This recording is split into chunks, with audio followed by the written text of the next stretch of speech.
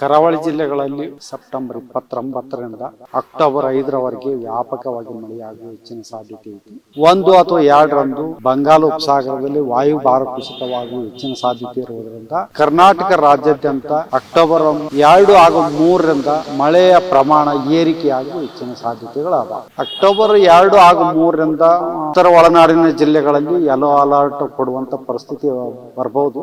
ರಾಜ್ಯದಲ್ಲಿ ಮುಂದಿನ 1 ವಾರಗಳಲ್ಲಿ ಯಾವ ಜಿಲ್ಲೆಗಳಲ್ಲಿ ಎಷ್ಟು ಪ್ರಮಾಣದಲ್ಲಿ ಮಳೆ ಬೀಳುತ್ತೆ ಈ ಎಲ್ಲದರ ಬಗ್ಗೆ ಮಾಹಿತಿಯನ್ನು ಕೊಡಲಿಕ್ಕೆ ನಮ್ಮೊಂದಿಗೆ ಹವಾಮಾನ ಇಲಾಖೆಯ ಹಿರಿಯ ಅಧಿಕಾರಿಗಳು CS ಪಾಟೀಲ್ ಅವರಿದ್ದಾರೆ. ಅವ್ರನ್ನೇ ಮಾತನಾಡ್ಸರ್ ಬನ್ನಿ ಸರ್. ಈಗ ಮುಂದಿನ 1 ವಾರದಲ್ಲಿ ಯಾವ ಜಿಲ್ಲೆಗಳಲ್ಲಿ ಎಷ್ಟು ಪ್ರಮಾಣದ ಮಳೆ ಬೀಳುತ್ತೆ ಅನ್ನೋದ್ರ ಬಗ್ಗೆ ಮಾಹಿತಿ ಕೊಡೋದಾದ್ರೆ ಸರ್.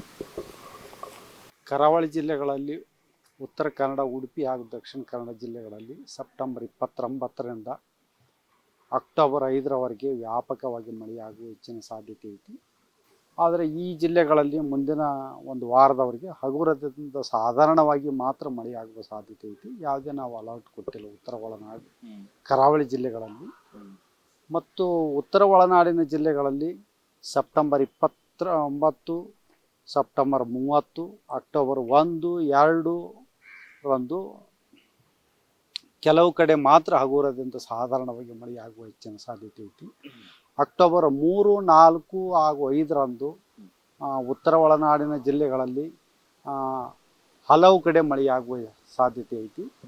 ಮತ್ತು ದಕ್ಷಿಣ ಒಳನಾಡಿನ ಜಿಲ್ಲೆಗಳಲ್ಲಿ ಸೆಪ್ಟೆಂಬರ್ 29, 30, ಅಕ್ಟೋಬರ್ 1, 2ರಂದು ಕೆಲವು ಕಡೆ ಮಾತ್ರ ಹಗುರದಿಂದ ಸಾಧಾರಣವಾಗಿ ಮಳೆಯಾಗುವ ಸಾಧ್ಯತೆ ಐತಿ.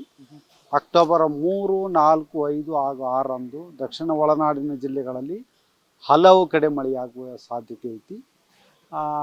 ಈಗ ಆಂಧ್ರ ಪ್ರದೇಶದ ಕರಾವಳಿಯ ಹತ್ತಿರ ಒಂದು ಸರ್ಕ್ಯುಲೇಷನ್ 1.5 ಮತ್ತು 5.8 ಕಿಲೋಮೀಟರ್ ಎತ್ತರದಲ್ಲಿದೆ. ಮತ್ತು ಇದಲ್ಲದೆ ಅಕ್ಟೋಬರ್ 1 ಅಥವಾ 2ರಂದು ಬಂಗಾಳ ಉಪಸಾಗರದಲ್ಲಿ ವಾಯುಭಾರ ಕುಸಿತವಾಗುವ ಹೆಚ್ಚಿನ ಸಾಧ್ಯತೆ ಇರುವುದರಿಂದ ಕರ್ನಾಟಕ ರಾಜ್ಯಾದ್ಯಂತ ಅಕ್ಟೋಬರ್ 2 ಹಾಗೂ 3ರಿಂದ ಮಳೆಯ ಪ್ರಮಾಣ ಏರಿಕೆಯಾಗುವ ಹೆಚ್ಚಿನ ಸಾಧ್ಯತೆಗಳಾದಾವೆ. ಇನ್ನು ಸಿಲಿಕಾನ್ ಸಿಟಿ ಬೆಂಗಳೂರಿನಲ್ಲಿ ಮಳೆಯನ್ನು ನಿರೀಕ್ಷೆ ಮಾಡಬಹುದಾ? ಬೆಂಗಳೂರಲ್ಲೂ ಕೂಡ ಮಳೆ ಬೀಳುತ್ತಾ? ಇದ್ರ ಬಗ್ಗೆ ಹೇಳೋದಾದ್ರೆ ಸರ್. ಸೆಪ್ಟೆಂಬರ್ 29ರಿಂದ ಅಕ್ಟೋಬರ್ 5ರವರೆಗೆ ಬೆಂಗಳೂರಿನಲ್ಲಿ ಕೆಲವು ಕಡೆ ಹಗುರದಿಂದ ಸಾಧಾರಣವಾಗಿ ಮಳೆಯಾಗುವ ಹೆಚ್ಚಿನ ಸಾಧ್ಯತೆಗಳದಾವು.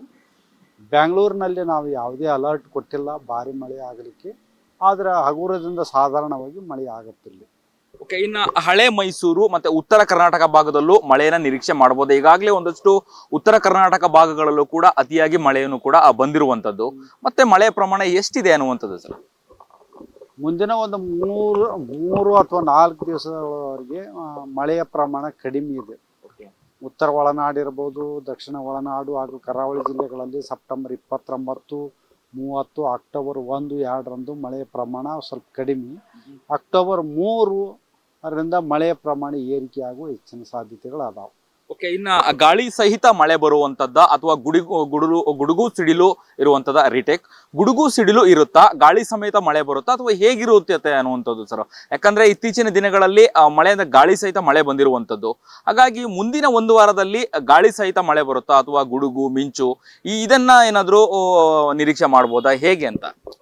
ಗುಡುಗು ಹಾಗೂ ಮಿಂಚು ಅಷ್ಟೊಂದು ತೀವ್ರವಾಗಿರುವುದಿಲ್ಲ.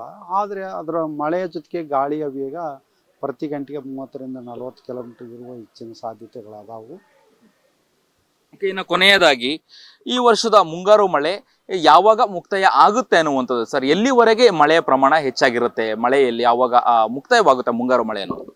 ಅಕ್ಟೋಬರ್ 15 ತನಕೂ ಈ ಮುಂಗಾರು ಮಳೆಯ ಮುಂದುವರಿಯುವ ಹೆಚ್ಚಿನ ಸಾಧ್ಯತೆಗಳದಾವು. ಅಕ್ಟೋಬರ್ 15ರ ನಂತರ ಈಶಾನ್ಯ ಮಾರುತ ನಮ್ಮ ದಕ್ಷಿಣ ಭಾರತದಲ್ಲಿ ಪ್ರವೇಶ ಆಗುವ ಸಾಧ್ಯತೆಗಳದಾವು. ಮತ್ತು ಈಶಾನ್ಯ ಮಾರುತದಿಂದ ಕೂಡ ದಕ್ಷಿಣ ಒಳನಾಡು ನಲ್ಲಿ ಮಳೆ ಆಗುವ ಸಾಧ್ಯತೆಗಳದಾವು. ಓಕೆ, ಇನ್ನು ರೆಡ್ ಅಲರ್ಟ್, ಆರೆಂಜ್ ಅಥವಾ ಯೆಲ್ಲೋ ಅಲರ್ಟ್ ಅನ್ನ ಘೋಷಣೆ ಮಾಡಬೇಕು ಅಂತ ಹೇಳಿದ್ರೆ ಯಾವ ಜಿಲ್ಲೆಗಳಿಗೆ ನೀವು ಸೂಚನೆ ಅಥವಾ ಮುನ್ಸೂಚನೆಗಳನ್ನ ಕೊಡ್ತೀರಾ ಅನ್ನುವಂಥ? ಅಕ್ಟೋಬರ್ 2 ಹಾಗೂ 3ರಿಂದ ಇದು ಉತ್ತರ ಒಳನಾಡಿನ ಜಿಲ್ಲೆಗಳಲ್ಲಿ ಯೆಲ್ಲೋ ಅಲರ್ಟ್ ಕೊಡುವಂಥ ಪರಿಸ್ಥಿತಿ ಬರ್ಬೋದು. ನಾವು ಈಗ ಅಷ್ಟೊಂದು ಏನು ಕೊಟ್ಟಿಲ್ಲ. ಈಗ ನಾವು ಅದನ್ನು ನೋಡಿ ನಾವು ಯೆಲ್ಲೋ ಅಲರ್ಟ್ ಕೊಡ್ಬೋದು. ಧನ್ಯವಾದಗಳು ಸರ್. ಧನ್ಯವಾದ. ಇದಿಷ್ಟು ಹವಾಮಾನ ಇಲಾಖೆಯ ಹಿರಿಯ ಅಧಿಕಾರಿಗಳಾದಂತಹ CS ಪಾಟೀಲ್ ಅವರ ಮಾತುಗಳಾಗಿತ್ತು. ಕ್ಯಾಮರಾ ಪರ್ಸನ್ ಉಲ್ಲಾಸ್ ಜೊತೆ ಅಭಿಜಿತ್ ಗಣೇಶ್, ಕರ್ನಾಟಕ ಟಿವಿ, ಬೆಂಗಳೂರು. ತುಂಬಾ ದಪ್ಪ ಇದ್ದೀರಾ? ಅದರಲ್ಲೂ ಯಾವುದೇ ಸೈಡ್ ಎಫೆಕ್ಟ್ ಇಂದ ಸಣ್ಣ ಆಗ್ಬೇಕಾ? ಎಷ್ಟೋ ಜನ ಹೇಳ್ತಾ ಇದ್ರಿ ಸರ್ ನಾನು ಜಿಮ್ಗೆ ಹೋಗ್ತಾ ಇದ್ದೀನಿ ಆದ್ರೂ ಸಣ್ಣ ಆಗ್ತಾ ಇಲ್ಲ ಸರ್, ವರ್ಕೌಟ್ ಮಾಡ್ತಾ ಇದ್ದೀನಿ ಆದ್ರೂ ಸಣ್ಣ ಆಗ್ತಾ ಇಲ್ಲ ಅಂತ ಹೇಳ್ತಾ ಇದ್ರಲ್ಲ. 100% ಯಾವ ಜಿಮ್ಗೂ ಹೋಗ್ದಂಗೆ ವರ್ಕೌಟು ಮಾಡ್ದಂಗೆ ನೀವು ಸಣ್ಣ ಆಗ್ಬೋದು. ಪ್ರತಿದಿನ ಬೆಳಿಗ್ಗೆ ಸಂಜೆ 2 ಟೈಮ್ ನಮ್ಮ ಜೀನಿ ಸ್ಲಿಮ್ ನ ಯೂಸ್ ಮಾಡಿ ಯಾವುದೇ ಸೈಡ್ ಎಫೆಕ್ಟ್ ಇಲ್ದಂಗೆ ನೀವು ಸಣ್ಣ ಆಗ್ತೀರಾ. ಯಾಕೆಂದ್ರೆ ಜೀನಿ ಸ್ಲಿಮ್ ಒಂದು ಉತ್ತಮ ಆಹಾರ. ದೇಹದಲ್ಲಿ ಬ್ಯಾಡ್ ಕೊಲೆಸ್ಟ್ರಾಲ್ ಜಾಸ್ತಿ ಆದಾಗ ಹಾರ್ಟ್ ಅಟ್ಯಾಕ್ ಆಗೋ ಚಾನ್ಸಸ್ ಜಾಸ್ತಿ. ಇತ್ತೀಚೆಗಂತೂ ಸಿಕ್ಕಾಪಟ್ಟೆ ನ್ಯೂಸ್ನ ಕೇಳ್ತಾನೆ ಇದ್ದೀವಿ. ಸೊ ಬ್ಯಾಡ್ ಕೊಲೆಸ್ಟ್ರಾಲ್ನ ಕಮ್ಮಿ ಮಾಡೋದಕ್ಕೆ ಉತ್ತಮವಾದ ಆಹಾರ ತುಂಬ ಇಂಪಾರ್ಟೆಂಟು. ಜೀನಿ ಸ್ಲಿಮ್ ಯೂಸ್ ಮಾಡಿ. ಕರೆಕ್ಟ್, ಜೀನಿ ಸ್ಲಿಮ್ನಲ್ಲಿರುವಂತಹ ಎಷ್ಟೋ ಆಹಾರ ಧಾನ್ಯಗಳು ಕೊಲೆಸ್ಟ್ರಾಲ್ ಲೆವೆಲ್ನ ಕಮ್ಮಿ ಮಾಡೋದಕ್ಕೆ ಹೆಲ್ಪ್ಫುಲ್ ಆಗುತ್ತೆ. ಸೊ ಹೆಲ್ದಿ ಆಗಿರಿ, ಜೀನಿ ಸ್ಲಿಮ್ನ ಯೂಸ್ ಮಾಡಿ. ನಿಮ್ ಮಗು ಅಳ್ತಿದ್ಯಾ? ಹಾಗಾದ್ರೆ ನಿಮ್ ಮಗುವಿಗೆ ಜೀನಿ ಸರಿ ಇಟ್ಕೊಡಿ. ಯಾಕಂದ್ರೆ ಜೀನಿ ಸರಿ ಇಟ್ಟು ನಿಮ್ಮ ಮಗುವಿಗೆ 100% ಸರಿಯಾದ ಆಹಾರ. ನಿಮ್ಮ ಮಗು ನೆಮ್ಮದಿಯಾಗಿ ನಿದ್ದೆ ಮಾಡಬೇಕಾ, ದಷ್ಟಪುಷ್ಟವಾಗಿ ಬೆಳಿಬೇಕಾ? ಹಾಗಾದ್ರೆ ಜೀನಿ ಸರಿ ಇಟ್ಟು ಕೊಡಿ. ಎಲ್ಲಾ ಮೆಡಿಕಲ್ ಶಾಪ್ಗಳು, ದಿನಸಿ ಅಂಗಡಿಗಳು, ಸೂಪರ್ ಮಾರ್ಕೆಟ್ಗಳಲ್ಲಿ ಲಭ್ಯ. Karibasaveshwara agri India private limited ರವರ ನಂಬರ್ 1 ಸ್ಪ್ರಿಂಕ್ಲರ್ ಪೈಪ್.